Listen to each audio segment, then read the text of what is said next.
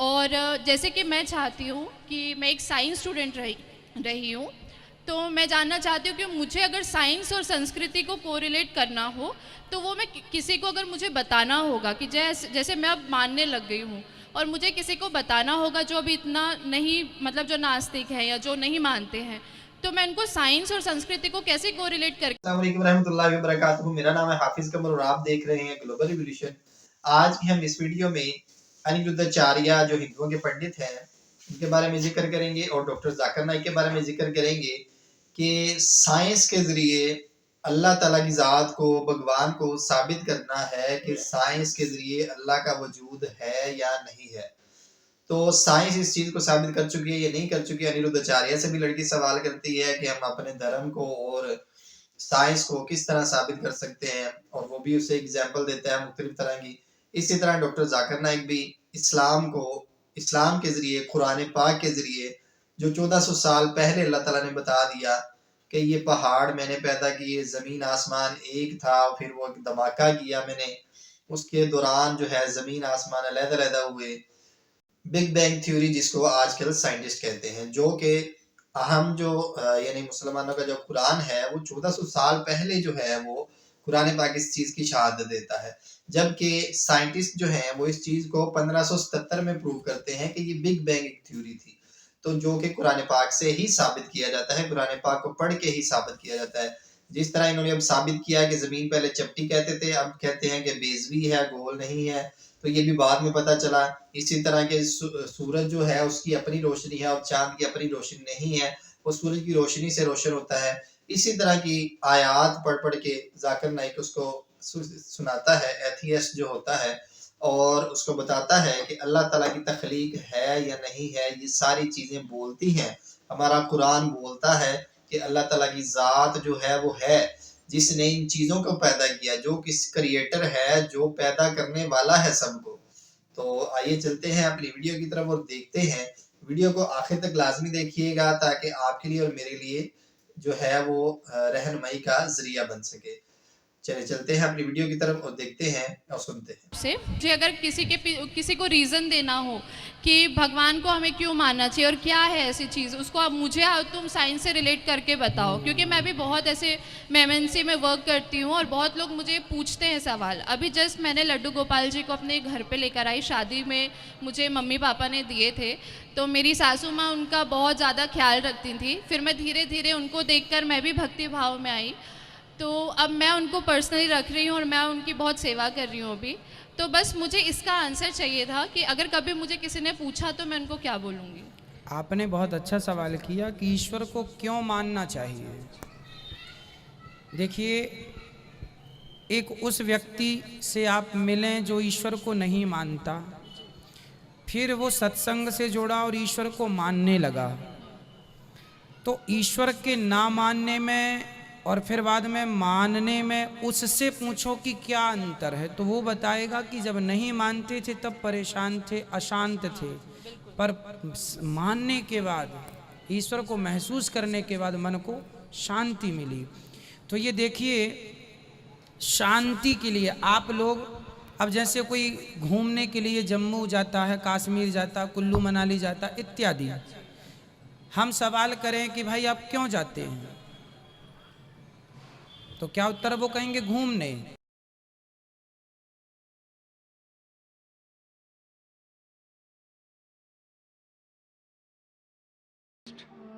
And my study of science has taught me that there's no religion. Religion is a farce. I believe God doesn't exist. And religion is nothing more than a medieval hangover. It has no place in the 21st century.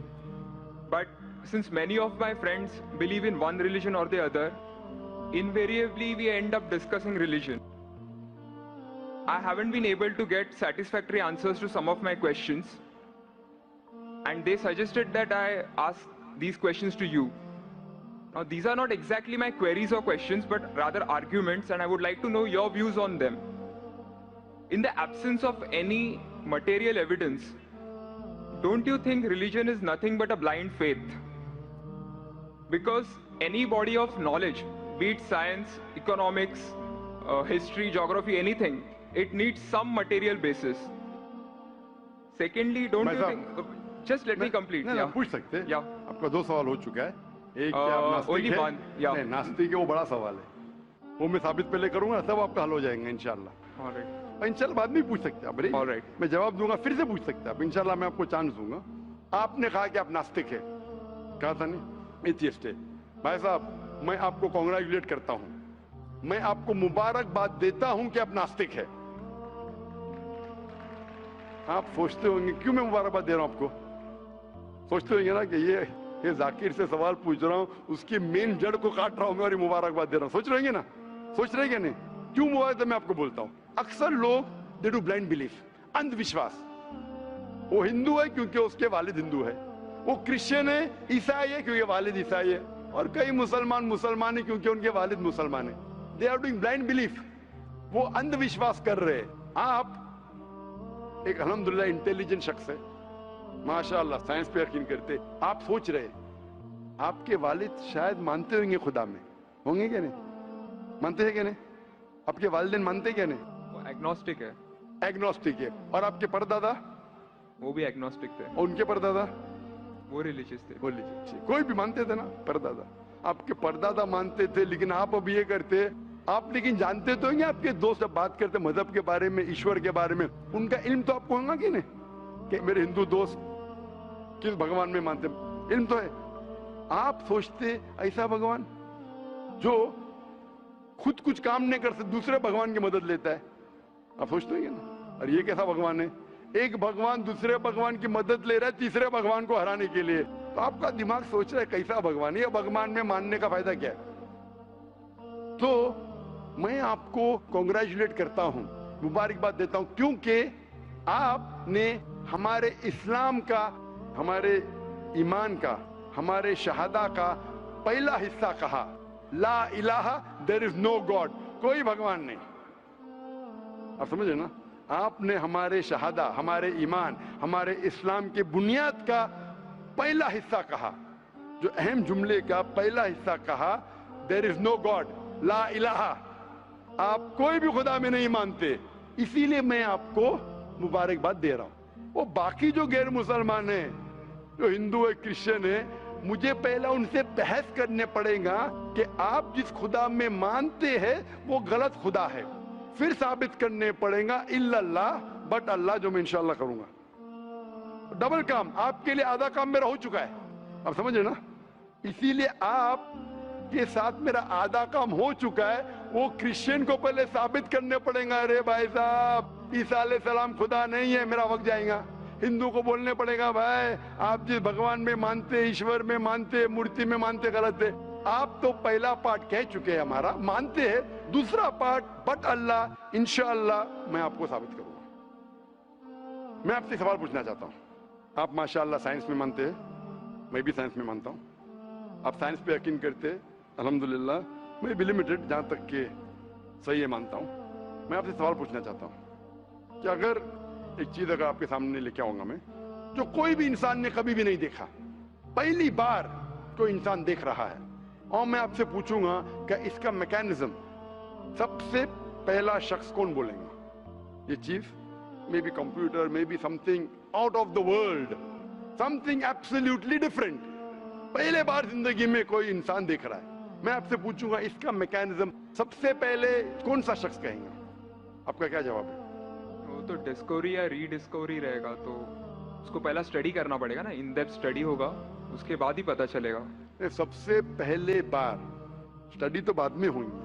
मेरा सवाल यह है कि सबसे पहला शख्स कौन रहेगा उसके बारे में जो कह सकेगा, मैकेनिज्म के बारे में? जो डिस्कवरर है, वो जो डिस्कवर करेगा वो चीज को।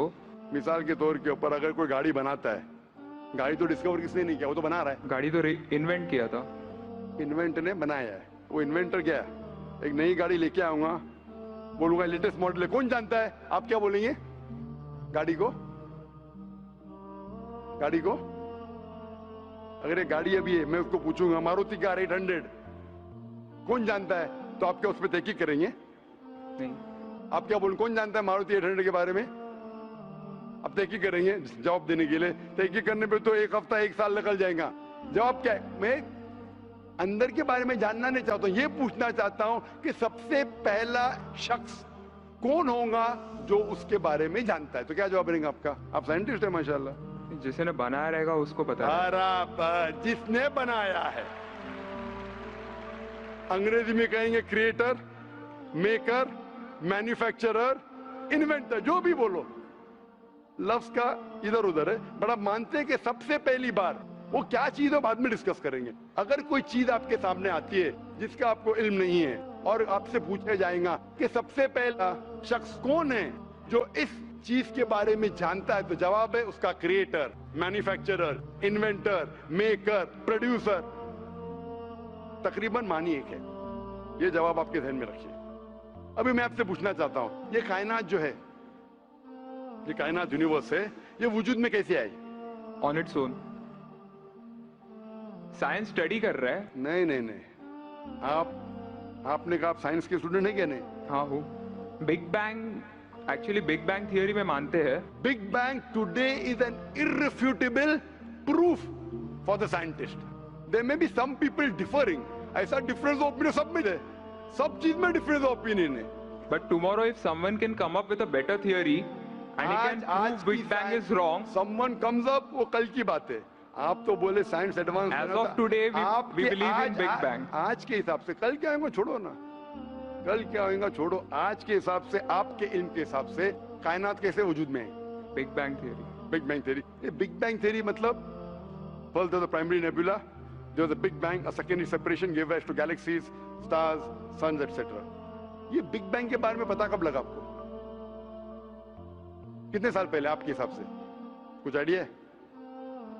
ईयर तो नहीं पता। नहीं, तकरीबन कितने साल पहले? तकरीबन नो आइडिया। तकरीबन एग्जैक्ट नहीं पूछा, तकरीबन। मुझे या ह्यूमैनिटी को? ह्यूमैनिटी को ह्यूमैनिटी को। आपको नहीं, आपको पता चलेगा जब आपने पढ़े। पर उसमें ये भी पता लगता है ना, सबसे पहले किसको नोबेल प्राइज मिला, कौन से साल में मिला, पता है तकरीबन कितने साल पहले? No idea, maybe 30, 40, 50 years. बिल्कुल सही। 30 बोलो, 40 बोलो, 50, मैं आर्ग्यू नहीं करूंगा। मैं आर्ग्यू नहीं कहूंगा, सही जवाब तकरीबन 40 साल है, लेकिन 30 बोलो मैं आर्ग्यू नहीं करूंगा, 50 बोलो आर्ग्यू नहीं करूंगा, 60 बोलो आर्ग्यू नहीं करूंगा, लेकिन 30, 40, 50, 60 है बराबर। ये लफ्ज जो आप कह रहे हैं, ये जो बिग बैंग के बारे में कुरान मजीद में 1400 साल पहले लिखा हुआ है। सूरह अंबिया में सूरह नंबर 21 आयत नंबर 30 में, अवलम यरल लज़ीना कफरू, क्या वो काफिर नहीं जानते, अन्य समावाति वल अर्द, ये आसमान और धरती एक थे। अवलम यरल लज़ीना कफरू अन्य समावाति वल अर्द कानत रतकन फफतकनाहुमा, और एक धमाका हुआ और ये अलहदा हुए। Do not the unbelievers see the heavens and the earth were joined together and we clove them asunder. अभी this is nothing but the Big Bang theory in a nutshell. जो Big Bang कहती है, this is a nutshell. वो Big Bang में आप जब जाएंगे उसमें और आपको एक्सपेंशन मिलेगा, बिलियन ईयर्स पहले हुआ, 5 बिलियन या 5 years, that difference of opinion. ये बिग बैंग के बाद कौन सा गैस है, न्यूट्रॉन आया, प्रोटॉन आया, वो सब discussion. But big bang is the irrefutable proof according to scientist. I would like to interfere here, with your permission, of course.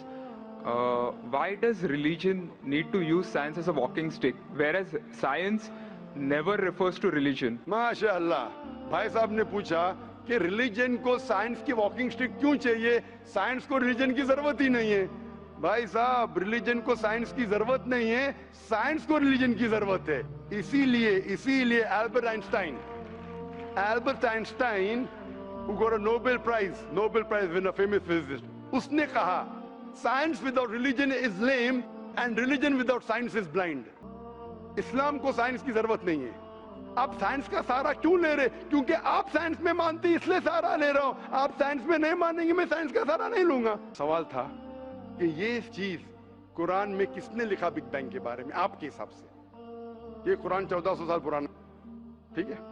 ये कुरान में किसने लिखा? I have no idea. I haven't read Quran. नहीं, लेकिन मैं हवाला दे रहा हूं ना, आप तर्जुमा पढ़ सकते हैं। मैं झूठ नहीं बोल रहा हूं। Maybe Prophet Muhammad. Maybe Prophet Muhammad. Maybe हो सकता है, ठीक है। I don't know. Maybe, ठीक है, सही है गलत? Maybe। ये दुनिया जो हमारी है, दुनिया का शेप क्या है? What is the shape of this earth? Circular. Circulus. Circle. It's Very ovoid. well. Ovoid. Geospherical. मैं ज़रा मदद कर रहा हूँ आपकी, क्योंकि मैं ज़रा साइंस के डिग्री में ज़रा हाई लेवल हूँ, मैं डॉक्टर हूँ, आपकी डिग्री क्या पता नहीं, मैं साइंस स्टूडेंट हूँ, तो मदद करना हर इंसान का फर्ज है। सर्कल मतलब फ्लैट है, it should be spherical, you should say better than spherical is geospherical, exact, correct ना? सर्कल करेक्ट है कि जियोस्फेरिकल करेक्ट है? You are right. Geospherical, ovoid भी करेक्ट है, जियोस्फेरिकल। ये कभी पता चला आपको? कितने साल पहले? नहीं पता, मैं आपकी मदद करूंगा, क्योंकि मैं भी साइंस का स्टूडेंट हूँ, इस्लाम के अलावा साइंस का स्टूडेंट भी हूँ।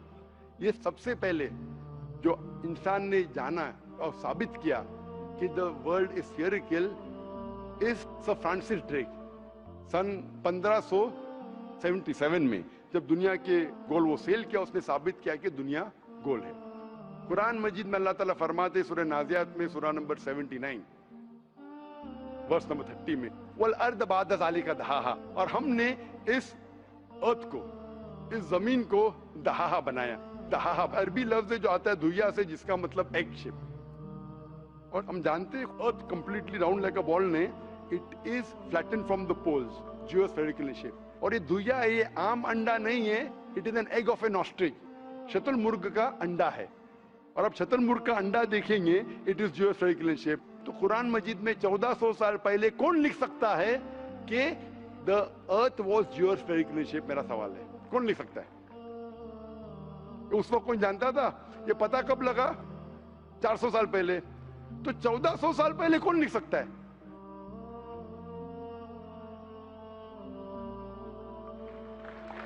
तभी वो पोस्टुलेट था, अभी ये थियरी बन गया, प्रूव करने के बाद थियरी बन गया, तभी वो आपने कोई भी पोस्टुलेट बुक था। में पोस्टुलेट पढ़ेगा जियोस्फेरिकल शब्द?